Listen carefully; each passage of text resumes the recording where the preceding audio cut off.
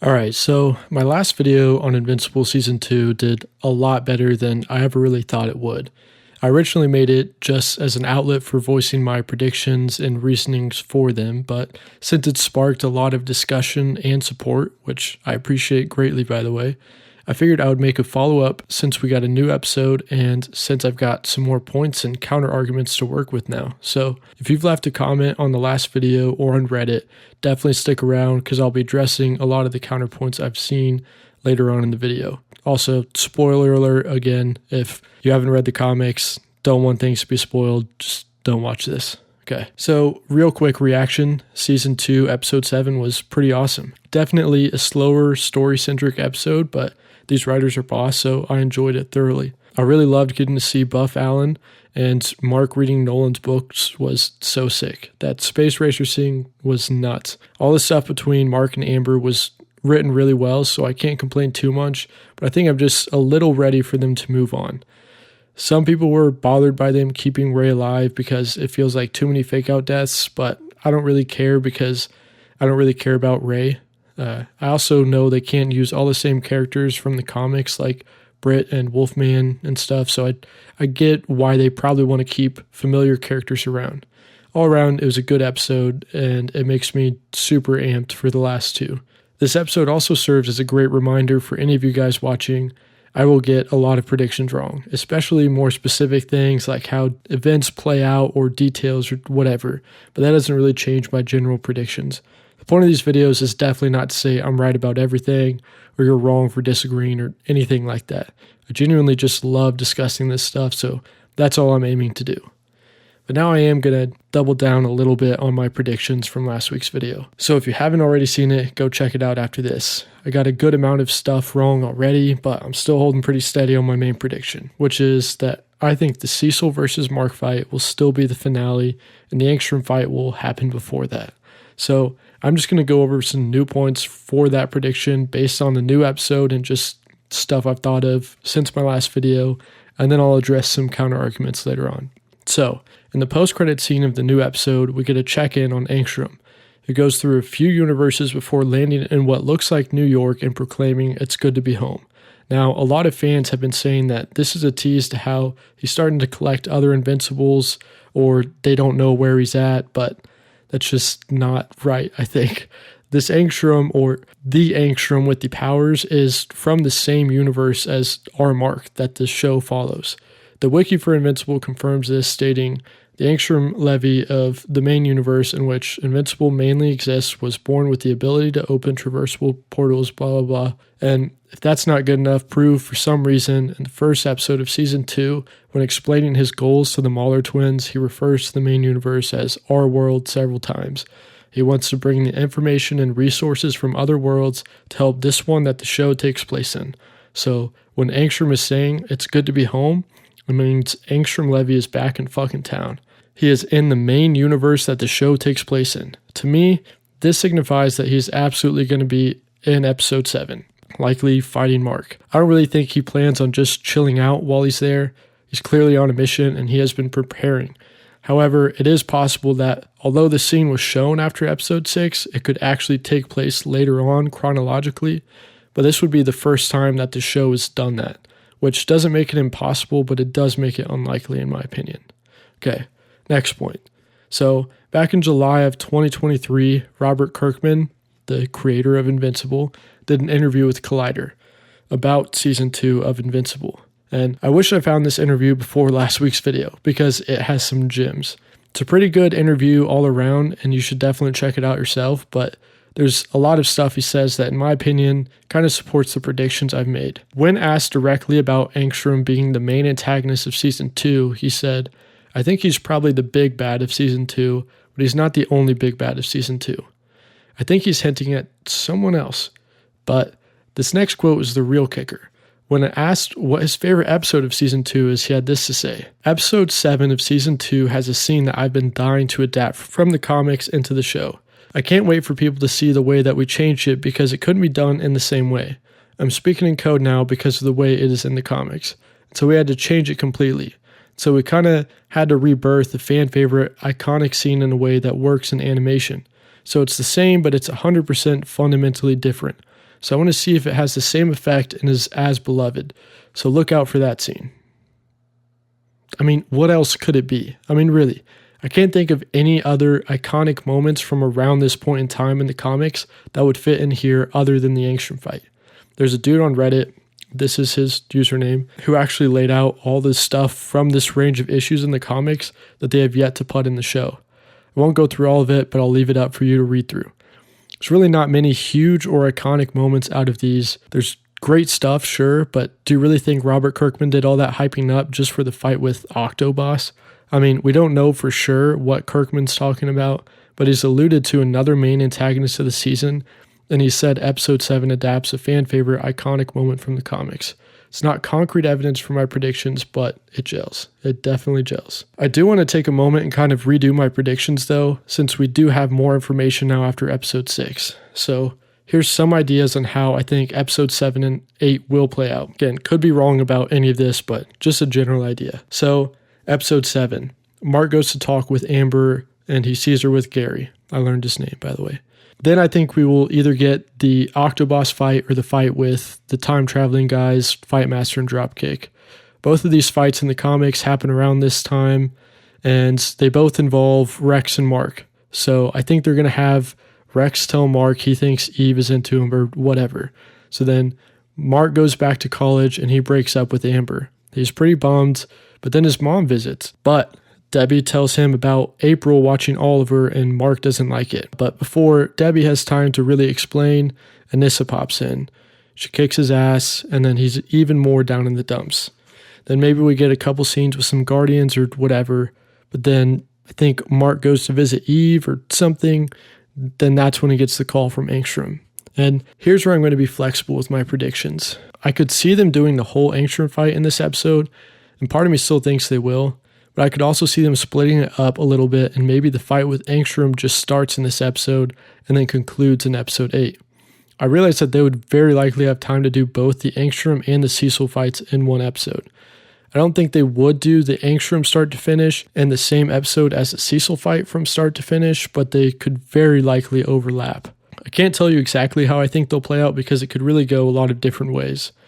It could go like I initially said with the last line of episode 7 being I thought you were stronger, and episode 8 is just Mark versus Cecil, or it could be that the Angstrom fight starts in episode 7, concludes early in episode 8, and pretty soon after returning, Mark is thrusted into the Doc Seismic situation, which leads to Mark versus Cecil, or what I think is least likely is that episode 7 is Mark versus Cecil, and episode 8 is Angstrom, and when Mark gets back from that, then he gets the blue suit and starts dating Eve. Again, I don't know how it will play out for sure. Those are just some of my ideas. However, I am certain of a few things. I'm also very confident in a few things. I'm kind of confident in a few other things. So for starters, I'm certain that the season will not end with the cliffhanger of Mark being in the other dimension. I didn't even mention this last time when talking about why this would be a bad cliffhanger, but not only would it be an unsatisfying cliffhanger because it gets resolved immediately, but think about the marketing. How do you market season 3 if the audience is supposed to believe Mark is stranded alone in an alternate dimension with no way back? Do you only show characters other than Mark in the trailer? Or do you just reveal in the promotional material that Mark gets out of there? Even if I'm wrong about everything else, I'm so certain that it will not end in a cliffhanger. I'm also certain that he will get the blue and black suit by the end of the season, even if it's the last shot of the season and everything else happens other than how I predicted it. This is really more of a common sense thing to me than it is like an evidence thing, because they have undoubtedly been teasing the blue and black suit for the whole season with the title cards. So why would they not deliver on that this season? I've seen way too many people online being like, yeah, I bet he'll get the black suit at the beginning of season 3 without any reasoning as to why.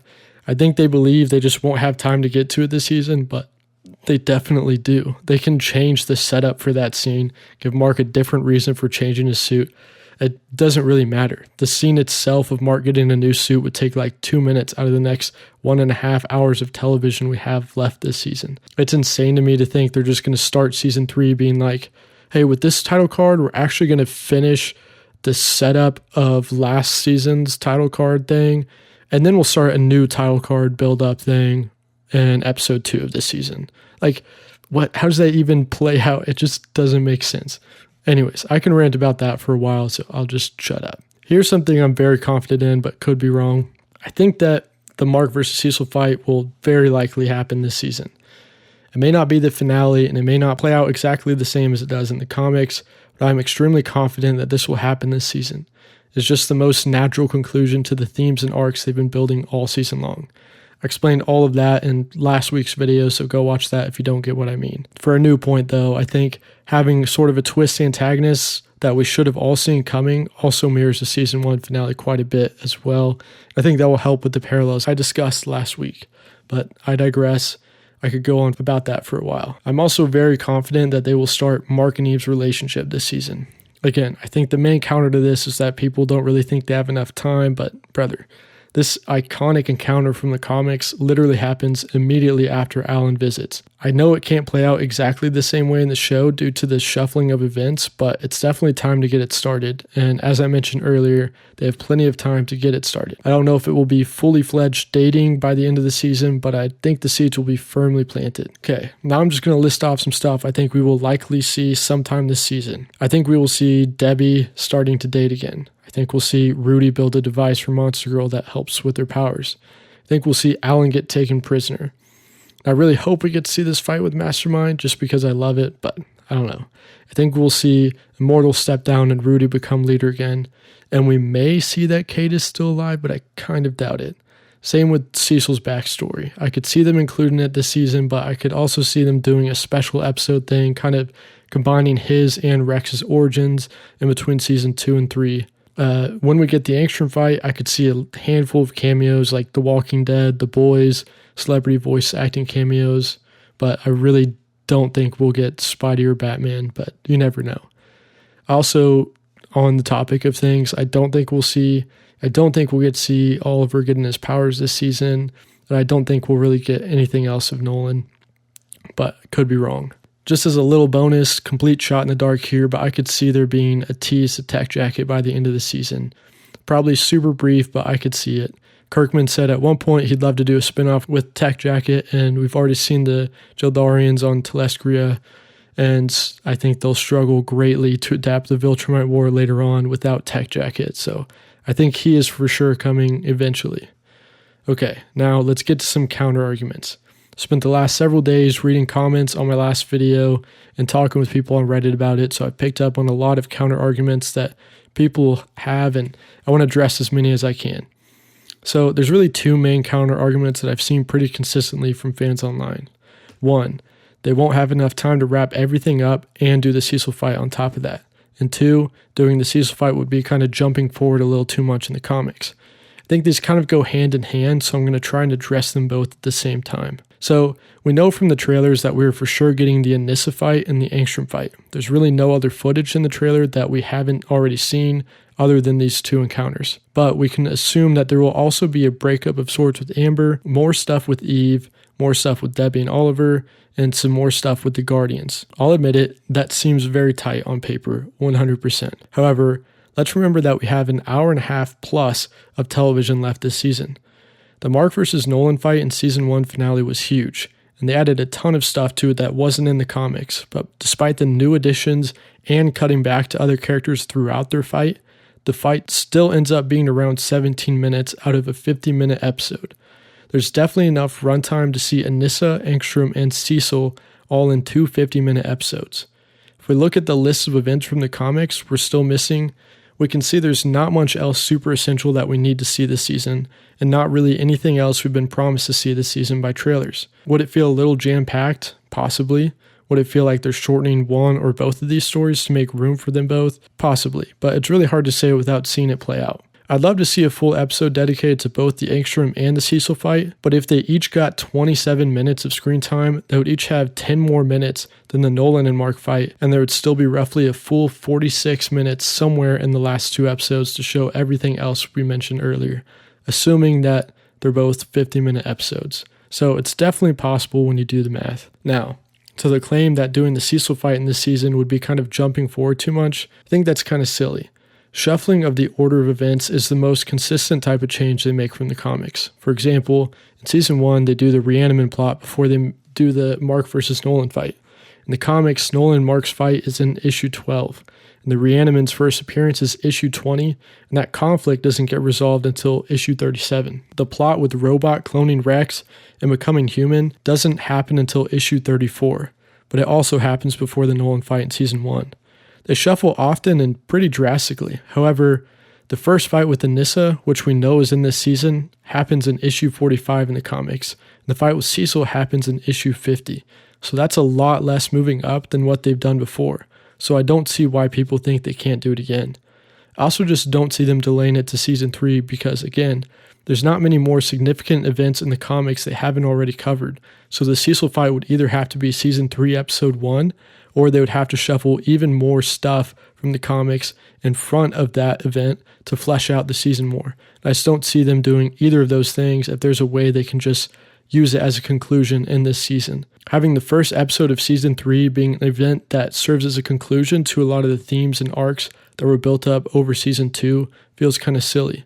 It's like they would have to wait until season 3 episode 2 to really start the new season. Now, the reason I wanted to address these together is because I think people look at the Cecil event and think about how they would need to set up for that before it happens, and they don't think there's enough time to set it up and to do it itself in this season. But here's the thing, they've already set it up.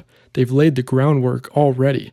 On top of building a lot of tension and distrust between Mark and Cecil all season long, they've also shown us the origins of the frequency weapon.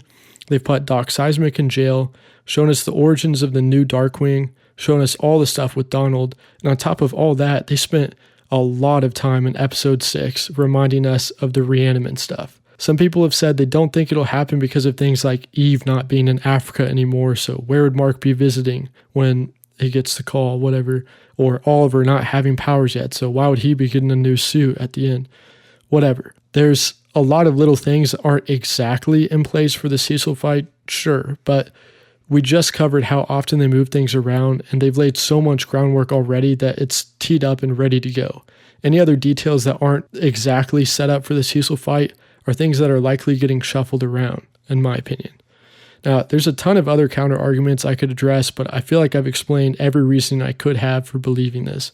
Some people will just disagree with those reasons or the conclusion I come to because of them, and that's totally fine. It's a subjective thing, and at the end of the day, it's not really that serious or important.